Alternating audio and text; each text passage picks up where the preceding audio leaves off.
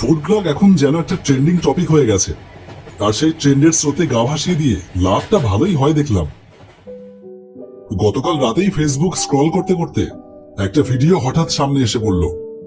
এক ভদ্রলোক শিয়ালদা স্টেশনের পাশেই একটা বাজার সংলগ্ন এলাকায় ফুটপাতে একটা পরোটার দোকান খুলে বসে আছে। দোকানের বর্তমান হেডলাইন এবং নেট জগতের হট টপিক: এক প্লেটে 3টে পরোটা, আনলিমিটেড তরকারি, একটা সেদ্ধ ডিম, এক টুকরো পেঁয়াজ, একটা কাঁচা লঙ্কা, 30 টাকা। যাতে হয় না রেলের টিকিট, 30 টাকা। আরে দাদা, পয়সা পরে দেবেন, আগে খাবারটা নিন। ভদ্রলোকের নাম রাজু। ভদ্রলোক পরোটার নাম দিয়েছেন রাজুদার পকেট পরোটা। ব্যাপারটা বেশ ইন্টারেস্টিং লাগছিল। সত্যি কথা বলতে, ভদ্রলোক এখন এতটাই ভাইরাল যে তাকে নিয়ে ভিডিও করলে ভিউজের বন্যা যেন চোখের সামনে ভেসে উঠছিল। ভদ্রলোক ভোর 6টায় দোকান লাগায়, আর তখন থেকেই দোকানে খরিদ্দারের লাইন লেগে যায়। তাই সেই হট টপিক নিয়ে যদি আমায় এখন ভিডিও করতে হয়, তাহলে আমাকে রাত্রি 2:58 বনগাঁ টু শিয়ালদা লোকাল ধরতেই হবে। আর দেরি করলাম না, রাতে ঘুমোলে চলবে না। সমস্ত জিনিসপত্র গুছিয়ে নিয়ে রাত 2টোর মধ্যে আমার বাইকটা নিয়ে পৌঁছে গেলাম বনগাঁ স্টেশনে। গ্যারেজে বাইকটা রেখে দিয়ে টিকিট কেটে নির্দিষ্ট ট্রেনে গিয়ে বসে পড়লাম। পুরো স্টেশনটা একেবারে ফাঁকা, শুধুমাত্র গুটি কয়েক চায়ের দোকান তাদের অস্তিত্ব জানান দিচ্ছে। যথাসময়ে ট্রেন ছাড়লো।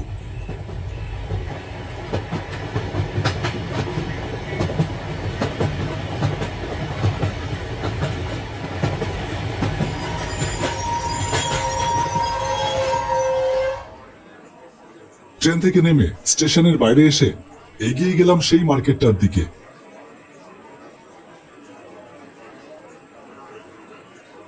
রাজুদা কোন জায়গাটাতে বসে তা তো জানি না। আশেপাশে বেশ কিছু দোকানদার তাদের দোকান খুলে বসে পড়েছে। এক ফুলের দোকানে গিয়ে দোকানদারকে জিজ্ঞেস করলাম, দাদা, এখানে সেই ভাইরাল রাজুদা কোন জায়গাটায় দোকান দেয়? একটু সামনে এগিয়ে যান, মিনিট 2 লাগবে। ঘড়িতে টাইম দেখলাম 5:30। এতক্ষণে রাজুদা ঠিক চলে এসেছে। দেরি না করে একটু জোরে পা চালিয়ে এগিয়ে গেলাম। 5 মিনিট ধরে হেঁটেই যাচ্ছি। কোথায় সেই ভাইরাল রাজুদার পকেট পরোটার দোকান? না, এভাবে আর কতক্ষণ হেঁটে বেড়াবো। সামনেই এক ভদ্রলোক দেখলাম এদিকেই হেঁটে আসছে, হাতে বাজারের ব্যাগ। জিজ্ঞেস করলাম, দাদা, এখানে রাজুদার দোকানটা কোন দিকে? কোন রাজু? পরোটার দোকান? হ্যাঁ হ্যাঁ। আপনি তো ছাড়িয়ে চলে এসেছেন। ছাড়িয়ে চলে এসেছি? না, কথাটা ঠিক হজম হলো না। অলরেডি 5:45 বাজে, তাহলে কি রাজুদা আসবেন না? আপনি আসুন আমার সাথে, আমি ওইদিকেই যাচ্ছি, আপনাকে দেখিয়ে দেব।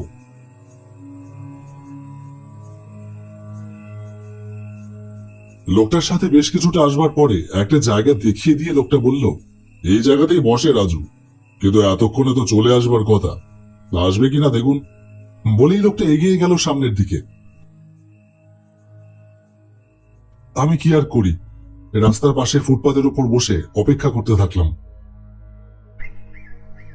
আরো ঘন্টাখানেক কাটলো। ঘড়ির কাঁটায় প্রায় 7টা বাজে। তাহলে আজকে কি আর আসবে না সেই রাজুদা? না, রাতের ঘুমের পাশাপাশি দিনটাই মাটি হয়ে গেল।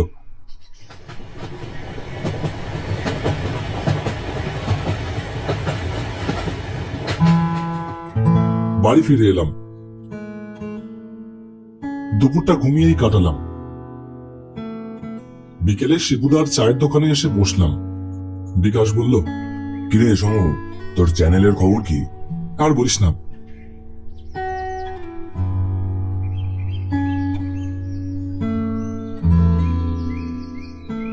বিকাশকে সমস্ত ঘটনাটাই খুলে বললাম। লেটেস্ট কেস ভাই। এই জন্যই বলে, যার বিয়ে তার হুঁশ নেই, আর পাড়াপড়শি রাত জেগে পাবজি খেলছে। মানে? মানেটা ঠিক কি তা আমিও জানি না। তা কি করবি ভাবলি? দাঁড়া 1 মিনিট। হ্যালো, হ্যাঁ বলছি, কে বলছেন?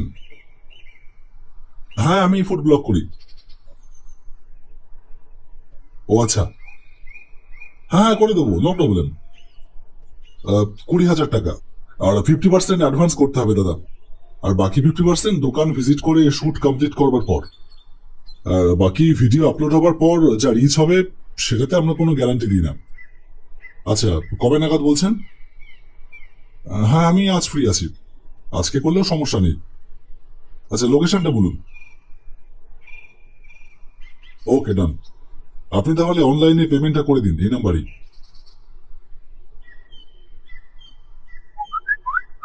কি ব্যাপার ভাই? কে? গোমা থেকে এক ভদ্রলোক ফোন করলেন, তার দোকানের প্রমোশন করতে হবে। ওহো, সেলিব্রিটি। আরে কি যে বলিস না, আসলে এই ফুড ব্লগারদের কাজটাই তো এটা, ভালো খাবারের রিভিউ দিয়ে সেটাকে প্রমোট করা। কিন্তু আজকাল ফুড ব্লগিং এর নামে যে সমস্ত নোংরামি হচ্ছে তার কি বলবো। থাক, চুপ কর।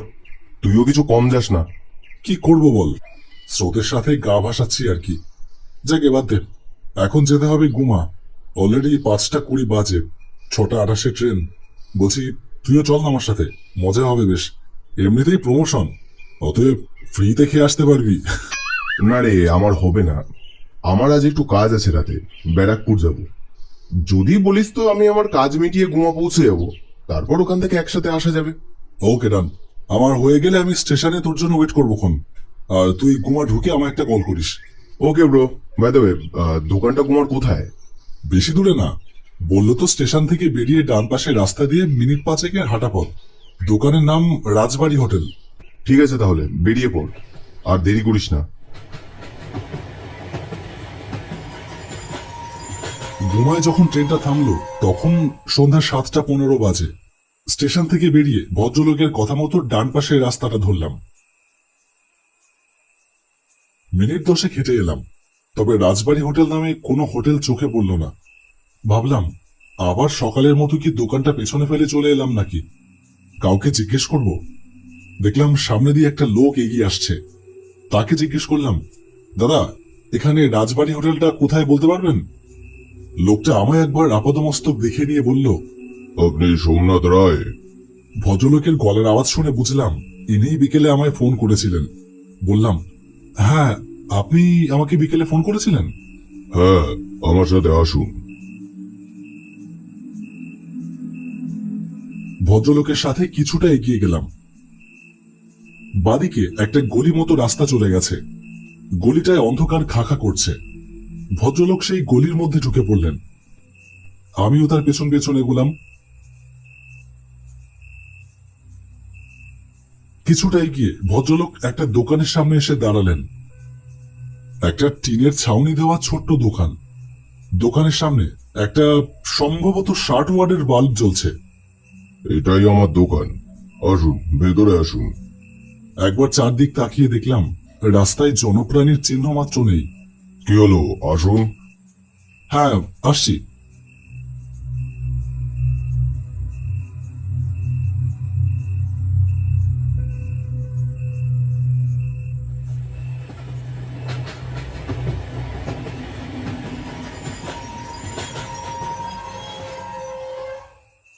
ব্যারাকপুর থেকে কাজ মিটিয়ে ফিরতে ফিরতে বেশ লেট হয়ে গেল। গুমায় যখন নামলাম তখন 10:10। এতক্ষণ সোমনাথ আছে কিনা জানিও না। ট্রেনে এতটাই ভিড় ছিল যে ফোন করার সুযোগ হয়নি। তবে সোমনাথ যখন বলেছে কাজ মিটে গেলে অপেক্ষা করবে, তখন নিশ্চয়ই অপেক্ষা করবে। স্টেশনের বাইরে এসে ফোন করলাম সোমনাথকে। সুইচ অফ বলছে। কি ব্যাপার? শুটে আসলে সোমনাথ সবসময় ফোনটা ফুল চার্জ দিয়ে নিয়ে আসে, তাহলে সুইচ অফ থাকবে কেন? তাহলে কি এখনো শুট কমপ্লিট হয়নি? শুট করার সময় ও ফোনটাকে এয়ারপ্লেন মুড করে রাখে। আরো কিছুক্ষণ দাঁড়িয়ে অপেক্ষা করলাম, তারপর আবার ফোন করলাম। ফোনটা এখনো সুইচ অফ বলছে। ঠান্ডাটাও পড়েছে খুব। মোবাইল ডেটা অন করতেই একটা মেসেজ এলো হোয়াটসঅ্যাপে। সোমনাথের মেসেজ। লাইভ লোকেশন সেন্ড করেছে, আর তার নিচে আর একটা মেসেজ, সেভ মি। মেসেজটা পড়ে চমকে উঠলাম। সোমনাথ কি তাহলে কোনো বিপদে পড়েছে? না, দাঁড়িয়ে দাঁড়িয়ে ভাবলে চলবে না। লাইভ লোকেশন ধরে এগোতে লাগলাম।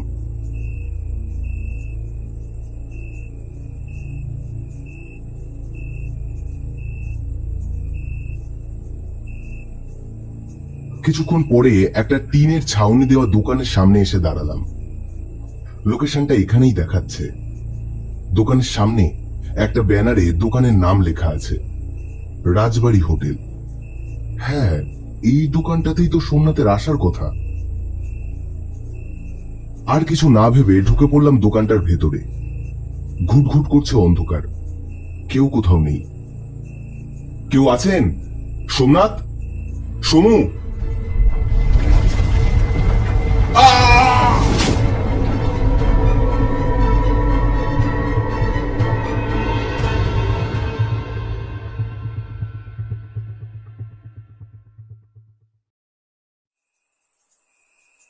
যখন জ্ঞান ফিরল তখন দেখলাম পাশে একটা চেয়ারে সোমনাথ বসে আছে। ওর হাতটা পিছন থেকে বাঁধা। আমারও একই অবস্থা। এগুলো কি হচ্ছে সোমনাথ? জানি না, যদি বেঁচে ফিরি তাহলে সব বলবো। তবে ভাই, আজ বিকেলে যে আমায় ফোন করেছিল, সে সে মানুষ না ভাই, সে মানুষ না। মানে? একটা হাসির শব্দে ঘরটা কেঁপে উঠল। সামনে দাঁড়িয়ে আছে সেই পিশাচটা।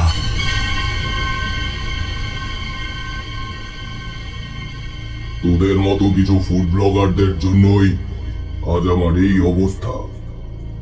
আমিও একসময় খুব ভাইরাল হয়েছিলাম। প্রতিদিন শয়ে শয়ে লোক আসতো আমার দোকানে, কিন্তু কাস্টমারের চেয়ে ব্লগারদের সংখ্যাই ছিল বেশি। তাদের কথার উত্তর দিতে গিয়ে আমি কাস্টমারদের সামলাতে পারতাম না। আমি তো এরকম ভাইরাল হতে কোনোদিনও চাইনি। শুধু চেয়েছিলাম ব্যবসা করে পরিবারের মুখে অন্ন তুলে দিতে। বিভিন্ন লোকে নানান রকম বাজে কথা বলতে লাগলো। সেসব যেন আলপিনের মতো বুকে এসে বিঁধত। শুধু আমার উপর দিয়ে হলেও ঠিক ছিল, কিন্তু লোকজন তখন আমার পরিবারের লোকদেরও উল্টো পাল্টা কথা বলতে লাগলো। আমার 13 বছরের ছোট্ট মেয়েটা স্কুলে যাওয়া বন্ধ করে দিল। সারাদিন বাড়ি বসে কান্নাকাটি করত। একদিন খুব রাগ হয়ে গেল। সেদিনও দোকানে ব্লগারদের ভিড়। আমি পরিষ্কার বলে দিলাম, আজ থেকে দোকানে ব্লগ করা পুরোপুরি বন্ধ। তারপর শুরু হলো নতুন কথা। আমার নাকি অহংকার হয়ে গেছে। যাদের জন্য আমি ব্যবসা করে খাচ্ছি, আমি নাকি তাদের পাত্তাও দিই না। কিন্তু আমার ব্যবসায় তারা কি সাহায্য করেছিল? স্বার্থ ছাড়া তো একটা গাছের পাতাও ঝরে পড়ে না। তারাও নিজের স্বার্থে ভিডিও করত।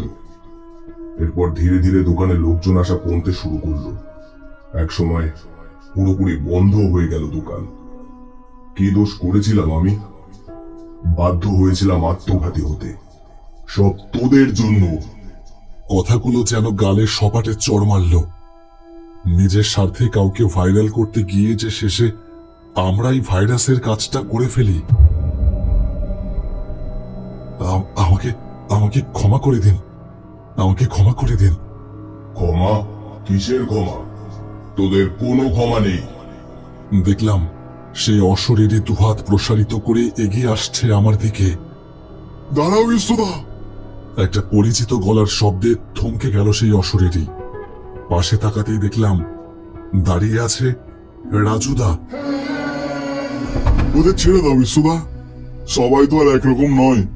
কিছু নোংরা ফুড ব্লগারদের জন্য সবাইকে দোষারোপ করাটা উচিত নয়। তুই চুপ কর রাজু।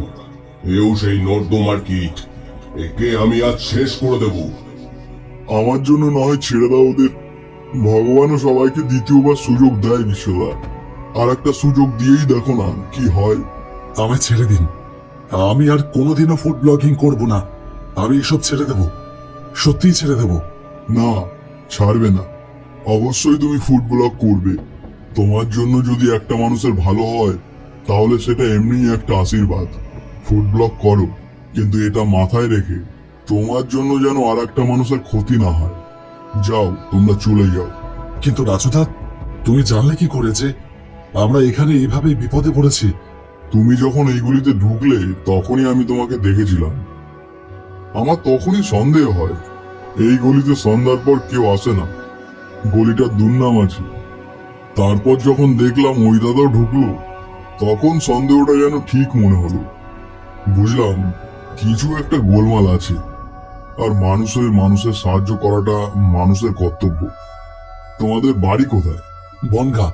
তাড়াতাড়ি বেরিয়ে পড়ো তাহলে, শেষ ট্রেন আসতে আর 15 মিনিট বাকি।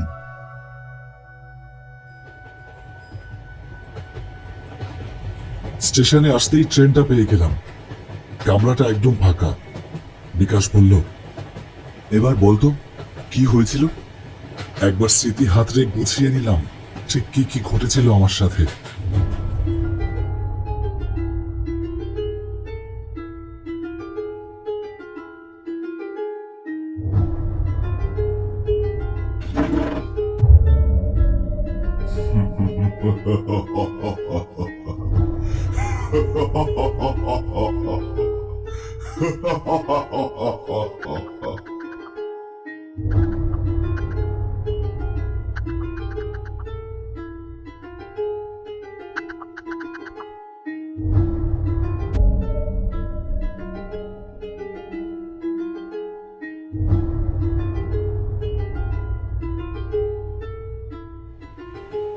তারপর বললাম, তেমন কিছুই না, बड़े बड़े शहरों में ऐसी छोटी छोटी बातें होती रहती है। Oh no!